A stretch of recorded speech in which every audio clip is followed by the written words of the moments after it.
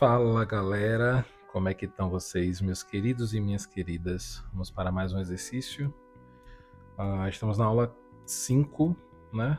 Que é a perspectiva com 2 pontos de fuga da estrutura da pirâmide. Claro que sempre trabalhando inicialmente uma forma cúbica e dentro dela uma forma piramidal. É chato ficar tentando encontrar coisas que pareçam com a pirâmide. Só um pouco chato, né? Mas vamos lá, eu tô tentando. Eu imaginei agora que a gente sabe aquelas espadas medievais? Então eu fiquei imaginando aqui que a lâmina, aí tem um batedor, né? Normalmente acontece algumas espadas com alguns detalhes a mais, né? E aí você tem o cabo e no final do cabo, né, naquela ponta, às vezes tem algumas peças assim, são joias, às vezes são lanças. Pô, uma lança era legal. Aí uma lança de balestra. Mas eu vou fazer isso aqui, que eu acho que isso aqui tem um pouco mais de detalhe pra gente trabalhar. É porque é um exercício mesmo, né? Não é nada assim, muito elaborado. A gente tem que trabalhar a ideia de utilizar a forma geométrica dentro de alguma coisa. Eu acho que vai ser legal. Bom, o primeiro desenho eu fiz abaixo do nível do olhar, só que depois eu olhando o desenho, que foi até aqui o desenho, cadê? Aqui, esse aqui. Foi o jarro de plantas. Ele ficou de cabeça para baixo. É como se ele estivesse acima do nível do olhar, né? Se a gente parar para analisar, é como se a gente tivesse feito ele acima do nível do olhar. E depois fizemos o pedaço de melancia, né? Que eu fiz cortado, como se fosse uma pirâmide também.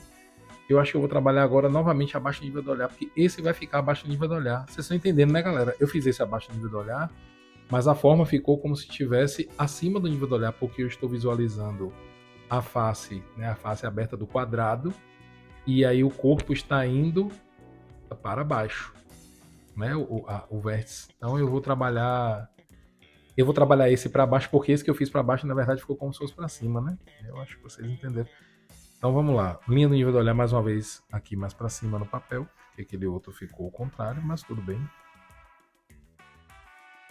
Você vê que até tentando ajustar ele ao nível, no ângulo, a forma pode ficar de maneira contrária, né?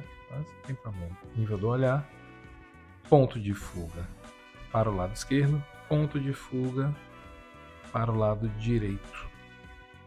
Então eu vou imaginar aqui, tá? Se eu imaginar uma espada aqui caída aqui no chão, ficaria legal, né? Para eu trabalhar aquela, tipo ela com o fundo voltado para cá, para eu ver aquele final, aquele batedor. Acho que seria legal. Então, o que eu vou fazer, ó? Trabalhar vou começar como se eu começasse, ó, criando este cubo aqui, ó, para representar toda a estrutura da espada. E aí eu vou fazendo a mais. Eu vou trabalhar uma aresta aqui, mais próxima de mim. Pode ser para cá, pode ser para cá. Vou fazer para outro lado. Uma aresta aqui. E a partir dessa aresta, eu vou imaginar um ponto de fuga do lado esquerdo, né? Tá mais distante. A tendência é que vá fechando, mas o quanto a gente não sabe.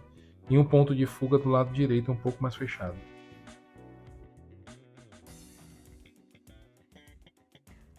Pronto, com isso o que eu faço? Determino a distância para ser essa representação desse batedor. Batedor não, que o batedor é essa base aqui, ó, onde depois do punho. Aqui seria o cabo, a ponta do cabo. Ponta do cabo. Tem um nome no jogo do God of War, né? Pra estar jogando com o machado. E tem um.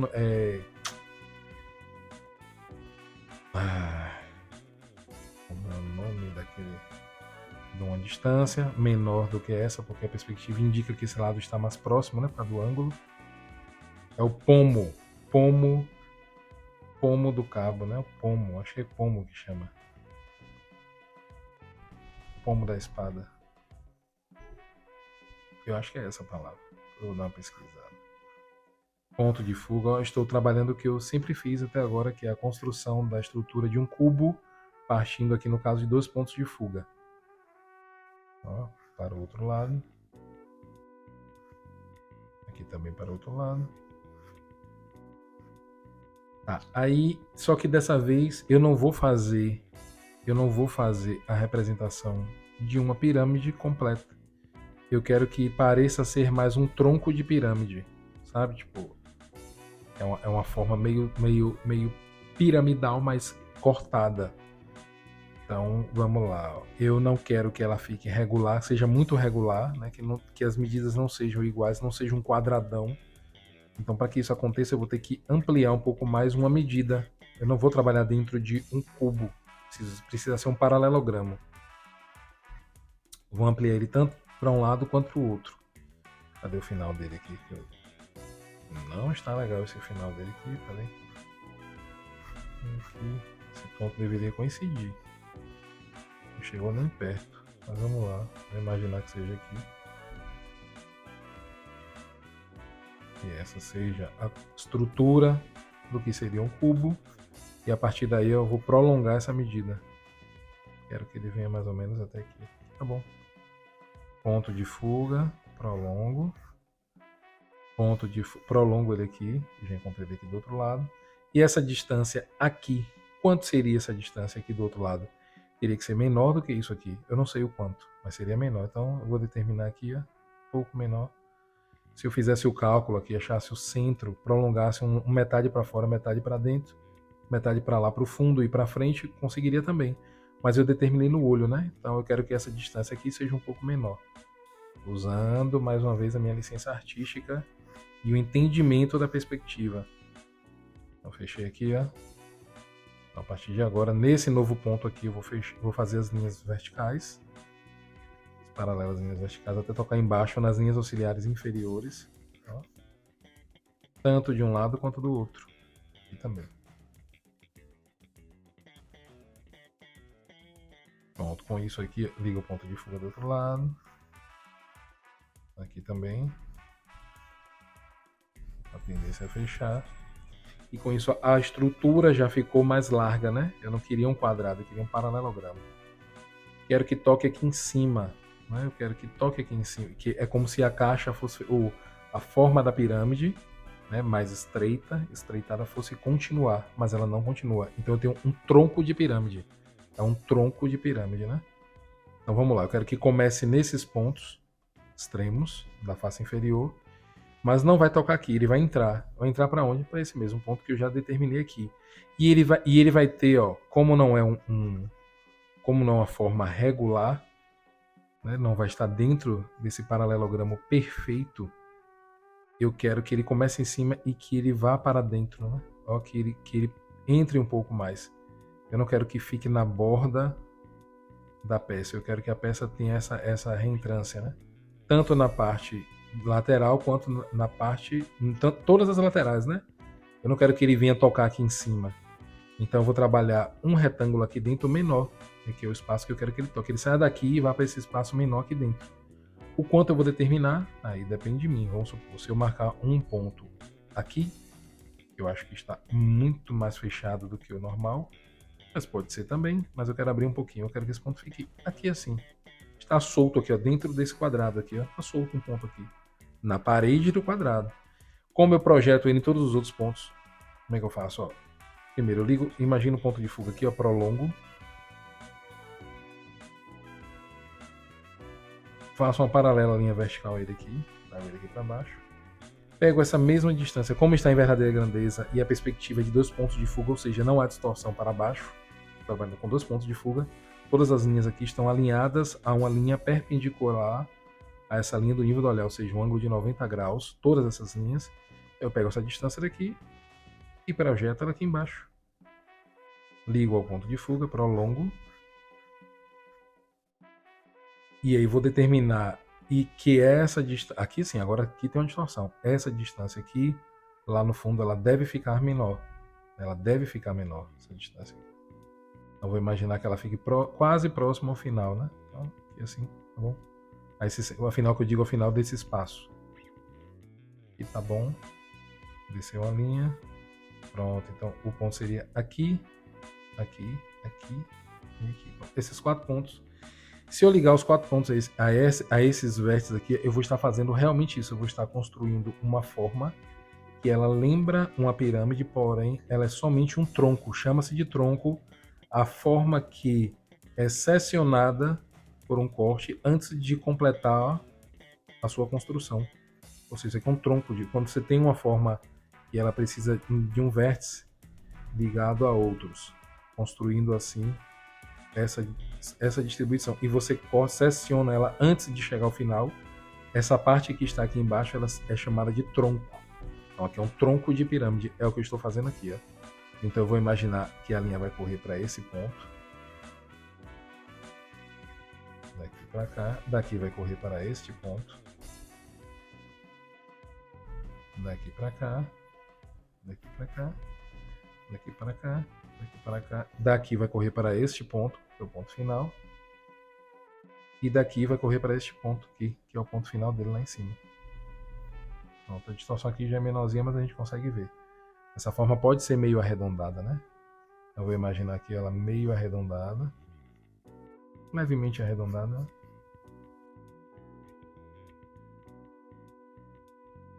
Cadê a linha? Aqui. Ó. Dá um leve arredondamento nela. Bom, se for uma espada assim, bem violenta, eu poderia até fazer um cone aqui, né? Como uma ponta. Pode ser também que os caras usam como arma, né? O final da espada tem uma ponta. Seria um cone. Aí eu teria que achar o centro aqui, que eu não falei com vocês ainda como fazer isso. Mas eu imaginaria aqui uma elipse. E dessa elipse eu faria, ó, ligando ao ponto de fuga, lá, prolongando, eu teria um eixo. E nesse eixo aqui eu ia determinar a distância para trabalhar um cone aqui. E esse cone seria um metal tão resistente quanto esse pomo aqui para ferir também os inimigos. Estaria preso aqui embaixo como um eixo. Beleza. Nesse ponto daqui também eu teria outra elipse, né? Não expliquei nada ainda e agora não quero explicar porque não é sobre a aula, mas vai chegar. Próxima figura, próxima aula. Não, próxima aula. Essa é a próxima aula, aula 6, na aula 7. Já trabalhamos com formas arredondadas. Aqui, ó, liga ao ponto de fuga. Essa altura aqui é o ponto de fuga. Na verdade, a extremidade aqui, ó. O limite do que eu vejo do cilindro. E aí, a partir daí, eu fico imaginando, ó, todas as seções que seriam aqui, que teriam aqui desse cilindro. E imagino toda a curva que apareceria aqui, ó, para eu representar bem este cabo da espada. Seria isso aqui.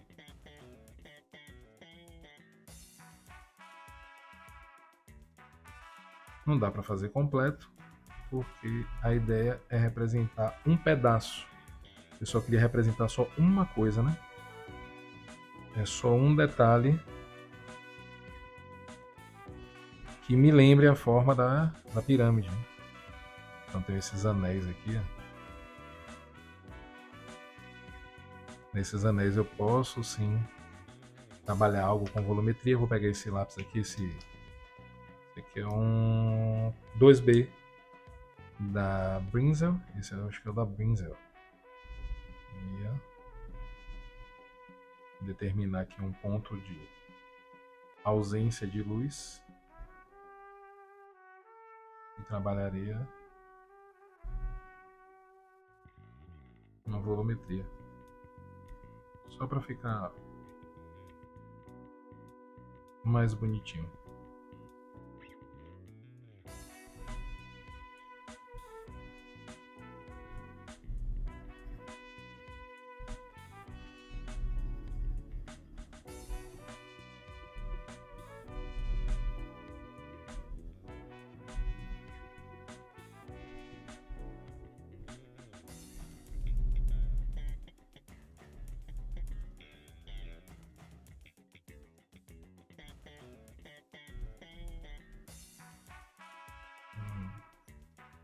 Tentando separar, né, essa ideia da luz, da incidência de luz na peça e a ausência dela. Aqui eu teria uma área um pouco menos, talvez, escura. Eu teria uma sombra, que é a projeção dessa figura no plano.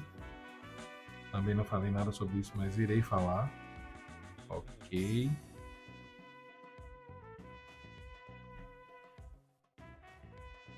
Aí eu vou escurecendo, deixando claro, um a um, que eu consigo dar uma definição melhor a esses espaços, os gomos, né? Aqui em cima também.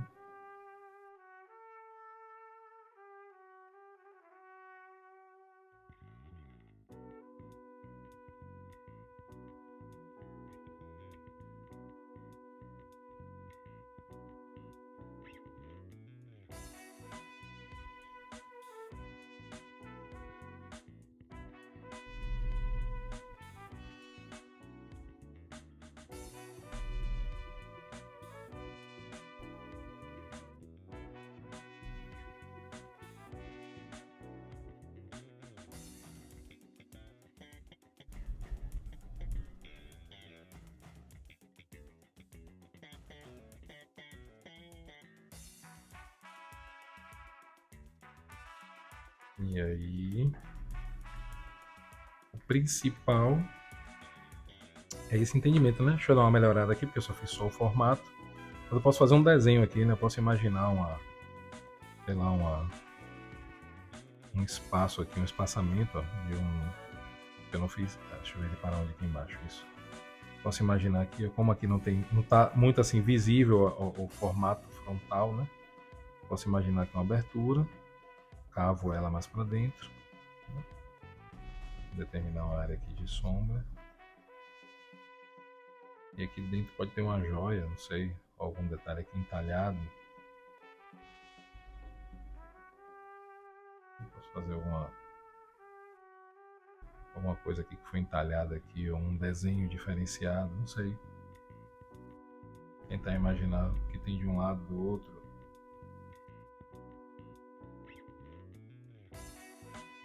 Sei, né? Legal dar uma pesquisada sobre formas que pareçam ter o formato da pirâmide. O legal é que aqui virou um tronco de pirâmide, né? Pelo menos isso.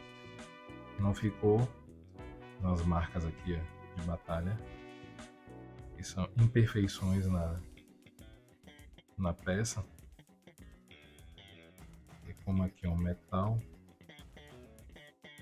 posso preencher toda essa área aqui. Não está recebendo luz, né? Vou imaginar que a luz está vindo de um outro ângulo.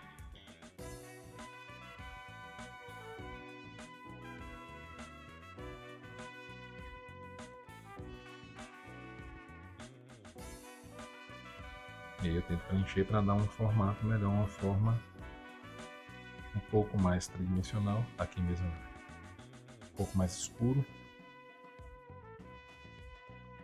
A área que não está recebendo luz mesmo. Seria essa a intenção.